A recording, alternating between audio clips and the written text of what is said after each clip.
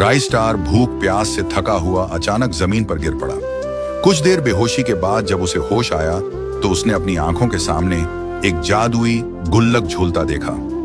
हवा में लटक रहा था और उसे लगातार पैसे झरझर कर निकल रहे थे।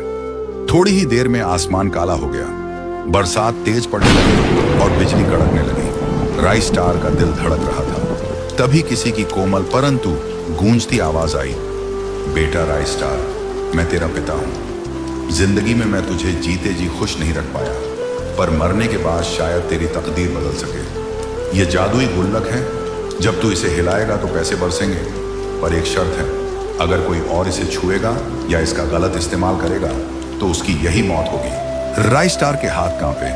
उसने निडर होकर गुल्लक को हिलाया। गुल्लक से अनगिनत सिक्के उड़ते हुए उसे घेरने लगे। उस रात उसके दुखों और भूख का अंधेरा धीरे धीरे फीका पड़ गया। अगले दिन से राइस स्टार की किस्मत चमकने लगी।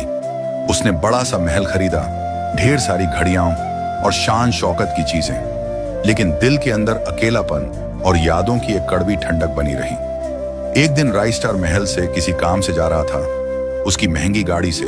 तभी वही अमीर आदमी ने राइस स्टार को वहां देखा और सोचा, कल तक जो इंसान भी मनागा करता था, आज इतना अमीर कैसे? उस अमीर आदमी के मन में जिज्ञासा के साथ लालच भी जाग उठा। उसने रात के अंधेरे में राइस स्टार के महल का पीछा किया और चुपके से अंदर घुस गया। राइस स्टार सो रहा था, महल में चुप्पी थी। वह अमीर आदमी जादुई गुल्लक तक पहुंचा और लोभ में आकर उसे जोर से हिलाने लगा। उसी पल गुल्लक ने अपना आखिरी रहस्य खोल दिया। वह उसकी जादुई शक्ति का हत्यारा नियम था।